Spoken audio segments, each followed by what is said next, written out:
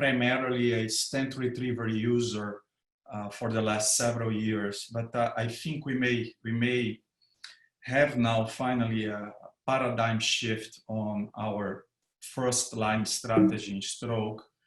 And I'll explain to you why this might be the case here. So here are my disclosures. So I think there are several limitations to thromboaspiration. I think it's worth mentioning and understanding them a little better. The first problem with thromboaspiration is that these catheters, they grab the clot by its head, but they fail to control the tail of the clot. And if you are dealing with a friable clot, which is very common, most of these RBC-rich clots are very friable, then the clot breaks and embolizes, right?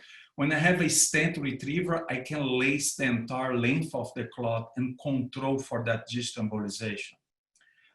The reason for that is you actually have very poor flow control, and most of the time you don't ingest the clot, simply because these catheters are not as big as you may think they are. Here is, I would say, a relatively small MCA with a diameter of 2.7 millimeters. If you look at the ID of a 68, you are 1.7, the 74, which is the largest that you have, is still less than 1.9. But more importantly, the clot actually interferes with the cross-section area of the vessel, not only with the diameter, right? And when you apply the cross-sectional formula, you can see that you are covering, even with a 74 system, less than 50% of the cross-section area. With a 68, you are almost 2.5 times larger cross-section area than the catheter can possibly occupy. So with that, no flow control, no flow clot ingestion.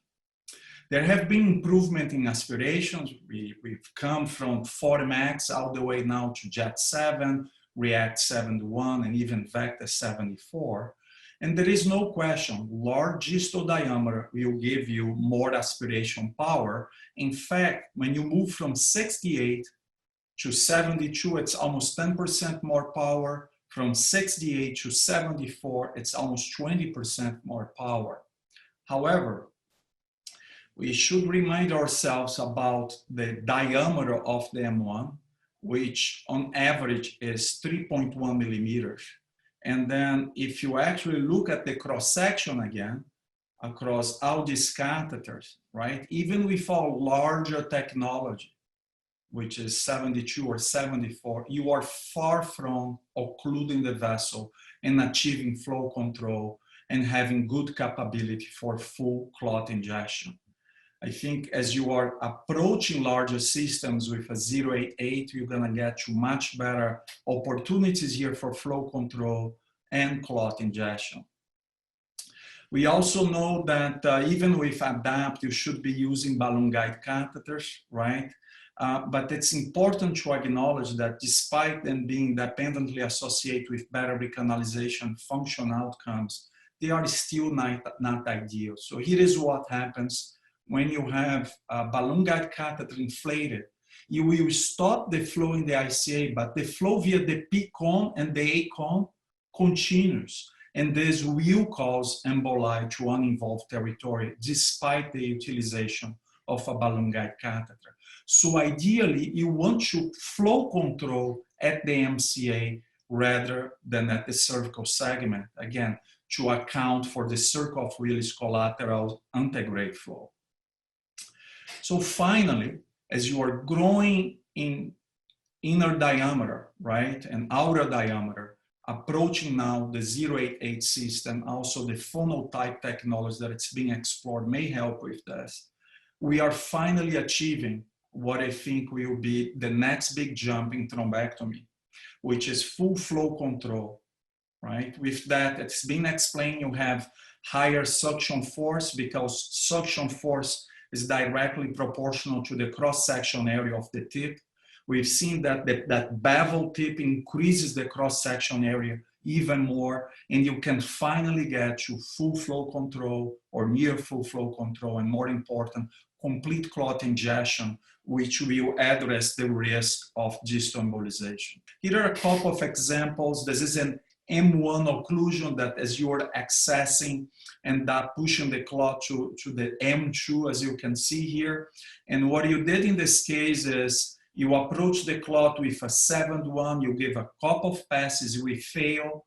We then combine a Stent-Retriever with the 7-1, but we move the 88 catheter all the way to the mid to distal M1 to achieve flow control, right? So when you are bringing the whole construct with the clot, we don't have that A-cone and P-cone antegrade flow possibly causing distal embolization. We have flow control in the M1 itself.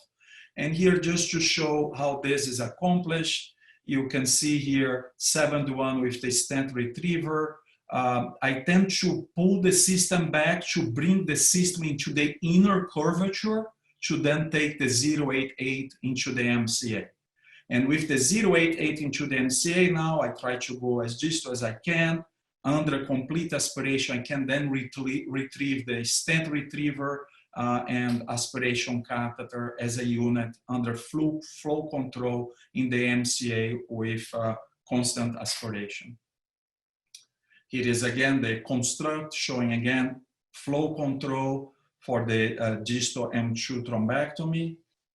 This is to illustrate the technique here. Typically, when you try to navigate a big system, right, de novo, you are pushing the catheters. When you push the catheter, you seek the outer curve where you have not only a greater curvature angle, but you also have the ophthalmic to get caught at.